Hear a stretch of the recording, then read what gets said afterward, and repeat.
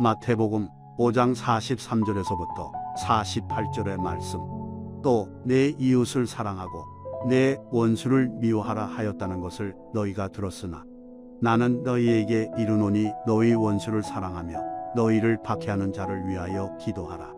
이같이 한즉 하늘에 계신 너희 아버지의 아들이 되리니 이는 하나님이 그 해를 악인과 선인에게 비추시며 비를 의로운 자와 불의한 자에게 내려주심이라. 너희가 너희를 사랑하는 자를 사랑하면 무슨 상이 있으리요? 세리도 이같이 아니하느냐?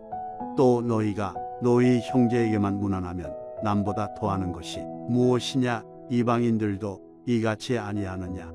그러므로 하늘에 계신 너희 아버지의 온전하심과 같이 너희도 온전하라. 아멘. 오늘 우리는 방금 마태복음 5장 43절에서 48절 말씀을 읽었습니다. 우리가 함께 이 말씀을 읽으면서 계속 반복되는 단어 하나가 있지요. 바로 사랑이라고 하는 단어입니다. 그러면서 예수님께서 질문하시기를 너희가 남보다 더한 것이 무엇이냐 하고 묻고 계십니다. 우리는 누가 뭐래도 그리스도인들입니다. 하나님의 거룩한 백성으로 살아가고 있는 그리스도인들입니다. 때문에 오늘 이 본문을 통해 주시는 질문은 이렇습니다. 너는 누가 뭐래도 그리스도인으로 살아가고 있지 않느냐? 그러면 사랑함에 있어서 네가 남보다 더한 것이 무엇이냐? 이렇게 오늘 본문을 통해서 우리에게 질문하고 계십니다. 초대교회 성도들, 초대교회 그리스도인들은 그 교회 공동체 안에서 서로 사랑함에 있어 남다른 깊이가 있었습니다. 그들은 예수님의 가르침, 서로 사랑하라 하는 이 가르침에 따라서 물건을 서로 통용하고 또 재산을 팔아서 각 사람의 필요를 채워주며 날마다 마음을 같이하여 성전에 모여서 사도들의 가르침을 받고 모여 전심으로 이들은 기도하면서 남다른 그런 깊은 사랑의 교제를 이 공동체 안에서 나누었다고 하는 겁니다. 그리고 떡을 떼며 기쁨과 순전함으로 음식을 나누기도 했습니다. 이러한 모습을 교회 밖에 있는 사람들이 보면서 저 사람들은 사랑함에 있어서 남다른 깊이가 있구나 하면서 칭찬을 아끼지 않았다는 것이죠.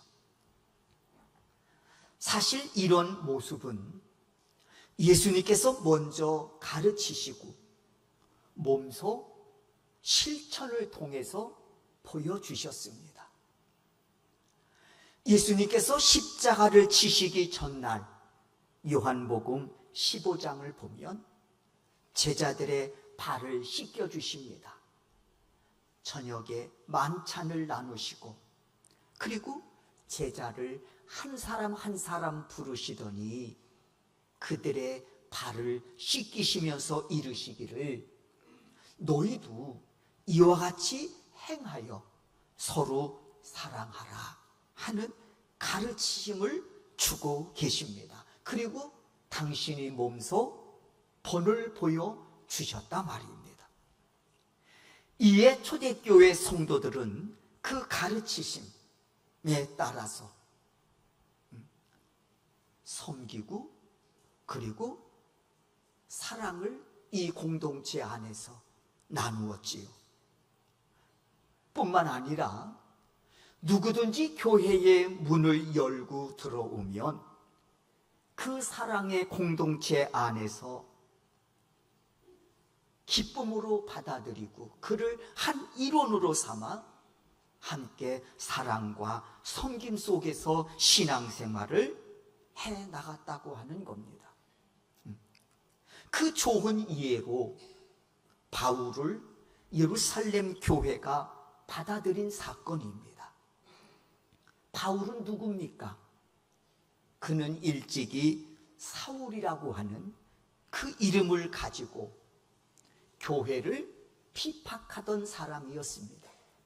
그리고 기독교인들을 옥에 잡아 가두는 일에 앞장섰던, 말하자면 박해자였습니다. 교회를 핍박하고 그리스도인들을 잡아다가 옥에 가두는 일에 앞장섰던 그런 박해자였다 말입니다. 그런 그가 다메섹에서 강권적인 성령님의 역사하심을 힘입어 예수 그리스도를 구원자로 영접하게 됩니다. 이로써 핍박자요 박해자였던 이 사울이 변하여 이름을 바꾸지요. 바울이라고. 그리고 그는 바울이라고 하는 이름을 가지고 이제는 교회를 사랑하고 그리고 복음을 전하는 그런 전도자로 거듭납니다. 어저께만 해도 교회를 핍박하던 자였는데, 어저께만 해도 기독교인들을 잡아다가 옥에 가두는 일에 앞장섰던 그였는데 바울이라고 하는 이름을 바꾸고는 이제는 교회를 사랑하는 자로 그리고 복음을 전하는 전도자로 거듭나게 됐단 말입니다. 그리고는 바울은 예루살렘 교회로 찾아갑니다. 말하자면 새신자 등록하려고 찾아간 겁니다. 교회 안에 있던 공동체들이 어떤 마음으로 이 바울을 맞이했겠습니까? 교회를 핍박하기 위해서 또 온 거 아니야? 기독교인들을 옥에 잡아 넣으려고 또 온 거 아니야?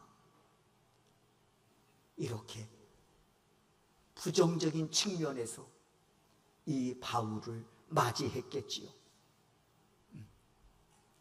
그런데 그때에 이 예루살렘 교회 안에 존경받고 있던 바나바가 나서서 말합니다. 우리 바울을 교회 일원으로 받아들이자. 저가 다메섹에서 예수를 만나 이제는 교회를 사랑한다고 하는 사실이, 그리고 기독교인들을 핍박하는 자가 아니라 이제는 그 복음을 전하는 그런 전도자로 거듭났음을 내가 증명하마. 바나바가 말하자면 보증을 쓴 겁니다. 그래서 예루살렘 교회가 이 바나바의 말을 인정하고 바울을 일원으로 받아들이게 됩니다. 그리고는 사도행전 13장에 보면 이 안디옥 교회는 바나바와 바울을 첫 선교사로 파송까지 하게 됩니다. 예루살렘 교회의 성도들의 사랑과 섬김의 결실이라고 할 수 있겠지요. 어제만 해도 교회를 핍박하고 어제만 해도 기독교인들을 옥에 잡아 넣는 일에 앞장섰던 이 바울을 인정하고 예루살렘 교회가 그를 사랑으로 받아들이고 그를 섬겼단 말입니다. 그 결과 바울은 이 교회의 첫 선교사로 파송을 받게 되었단 말입니다.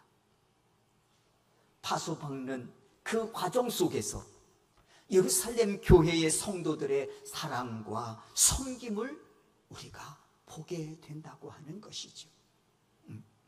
이런 영광스러운 일은 또 있습니다. 그 좋은 이해가 스데반이 순교의 과정에서 보여준 그의 신앙적인 모습입니다. 스데반 집사는 순교를 통해서 죽기까지 사랑하라고 하는 예수님의 가르침을 따랐던 사람입니다. 원수를 사랑하라 하는 이 가르침을 따랐단 말입니다.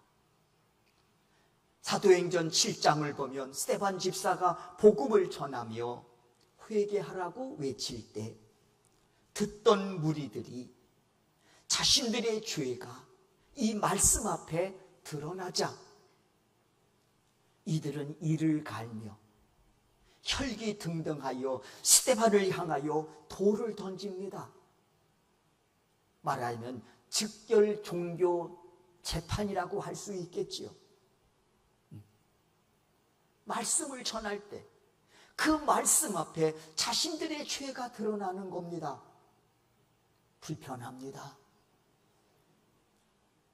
그러니 그 입 다물라 그러면서 돌을 들어 이를 갈며 스데반을 돌로 쳐대는 겁니다. 스데반 던진 돌에 맞아 죽어갑니다. 이 상황에서 스데반 집사의 마지막 기도가 우리의 가슴에 와 닿습니다. 주여, 주여, 이 죄를 이들에게 돌리지 말아 주십시오. 그때 기도하는 그 스데반의 얼굴은 천사처럼 빛을 발했다고 했습니다. 여러분, 어떻게 스데반이 이 상황 속에서 저들의 죄를 용서해 달라고 기도할 수 있었을까? 그리고 기도하는 그의 얼굴은 두려움이 아니라 원망이 아니라 천사처럼 빛을 발하고 있었다고 했습니다. 도대체 무슨 힘이 스데반을 이렇게 죽음 앞에서도 담대한 기도를 올려드릴 수 있었느냐라고 하는 겁니다. 원수를 사랑하라고 하는 주의 말씀에 순종함이라고 말씀드릴 수 있습니다. 그러나 여러분, 사랑하기 위해서는 넘어야 할 분명한 벽이 있습니다. 저는 이를 대가 지불이라고 말씀드리고 싶습니다. 우리의 이런 이야기도 있죠. 유행가 가사인가요? 사랑은 아무나 하나. 그렇잖아요. 사랑은 아무나 합니까? 아니죠. 오늘 이 스데반이 예수님의 말씀처럼 원수를 사랑하라고 하는 이 말씀 앞에 그가 순종하기 위해서 지불해야 할 대가, 넘어야 할 벽이 있었습니다. 그게 뭘까요? 용서와 사랑입니다. 그래서 저는 이렇게 말씀드리고 싶어요. 사랑은 아무나 하나. 용서를 뛰어넘어야, 그리고 희생을 감수해야 사랑할 수 있는 것이지. 그럴 때 그 사랑이 완성되는 것 아니겠습니까? 간혹 우리가 서로 사랑하라고 하는 예수님의 말씀에 적극적이지 못하고 망설이는 이유는 용서와 희생의 벽을 넘지 못하기 때문은 아닌지 생각해 보아야 합니다. 그러므로 깨닫기를 원합니다. 우리가 예수님의 말씀에 순종하는 길을 가기 위해서는 반드시 대가를 지불해야 한다는 겁니다. 저는 그렇게 생각해요. 사랑은 거기에 걸맞는 대가가 지불될 때 그 사랑이 완성된다고 말입니다.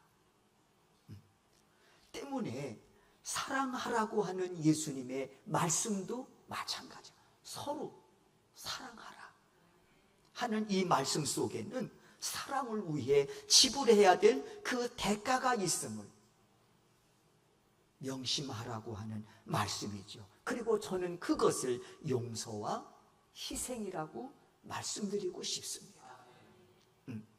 이 사실을 스데반 집사가 순교를 통해서 잘 보여주고 있다고 생각해요. 그러므로 스데반 집사의 마지막 그 기도에서 보여주었듯이 사랑은 용서와 희생이 지불되어야 비로소 그 사랑이 완성된다고 하는 겁니다. 여러분, 누군들 미워하고 싶겠습니까? 안 그렇습니까? 누군들 미워하며 살기를 원하겠습니까? 다 사랑하며 살기를 원해요.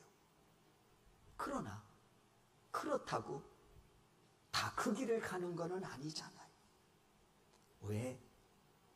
용서와 희생이라고 하는 그 대가를 지불함에 있어 망설이기 때문이야 그렇다는 거예요. 이 사실에 대해서 예수님께서도 확실히 우리에게 보여주셨죠. 사랑은 용서와 희생을 통해서 완성된다는 것을 뭘 통해 보여주셨나요? 십자가 사건입니다. 십자가에 달려 죽으신 사건을 통해서 사랑은 용서와 희생을 통해서 완성되어진다는 사실을 우리에게 보여주셨습니다. 아무 죄 없으신 예수님, 그럼에도 십자가에 달려 죽으심은 우리의 죄를 용서하시기 위해서였습니다. 그리고 자신을 희생하신 사건이었습니다. 그러므로 우리의 죄 사함의 은혜는, 구원의 은혜는 예수님의 사랑에서 출발해서 그 사랑으로 완성되었음을 깨닫게 하셨습니다. 뭘로 완성되게 하셨습니까? 예수님의 사랑을 용서와 희생입니다. 이제 그 예수님께서 우리에게 말씀하십니다. 이제 너희가 세상에 빛이 되고 소금이 되어 사랑함으로써 생명을 살리는 거룩한 역사를 이루라 하고 오늘도 예수님은 우리에게 말씀해 주시고 있습니다. 빛의 생명은 어둠을 환하게 밝히는 겁니다. 어둠을 밝히지 못하는 빛은 빛이 아니지요. 빛의 존재 의미가 없는 거예요. 빛의 존재 의미는 어둠을 환하게 밝히는 겁니다. 어떻게 어둠을 환히 밝힐 수 있을까? 자신의 몸을 불사름으로 비칠 수 있는 것입니다. 쌩쌩하게 그냥 머물러 있는 한 빛은 빛이 될 수 없습니다. 어둠을 환하게 밝힐 수 없단 말이에요. 소금 역시 마찬가지예요. 소금이 소금되려면 자신이 녹아짐의 희생이라고 하는 녹아짐의 역사가 있어야 맛을 낼 수 있는 거 아니겠습니까? 여러분, 그런 얘기를 해요. 우리 교회가 은혜스럽다 라고 말한다면 누군가 그 은혜스러움을 만들고 그 은혜스러움을 지속하기 위해서 소리 없이 자신의 몸을 불사르는 자들이 있는 거예요. 소리 없이 자신의 몸을 녹여 그리스도의 맛을 드러내는 그런 헌신의 사람이 있기 때문에 그런 겁니다. 은혜스러운 공동체는 그냥 만들어지는 게 아니에요.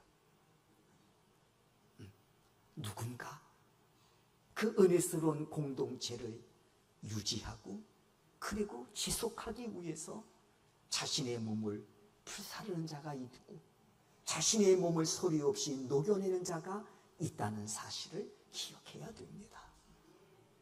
가정도 마찬가지 아닙니까? 우리의 가정은 참 행복하다라고 했을 때 여러분, 그 행복이 어느 날 갑자기 하늘에서 뚝 떨어진 겁니까? 아니에요. 누군가 가족 일원이 그 행복을 유지하고 그 행복을 지키기 위해서 자신의 몸을 불사르고 자신의 몸을 소리 없이 녹여 맛을 내는 헌신의 사람이, 희생의 사람이 있기 때문에 가정이 행복을 유지하는 거라 말입니다.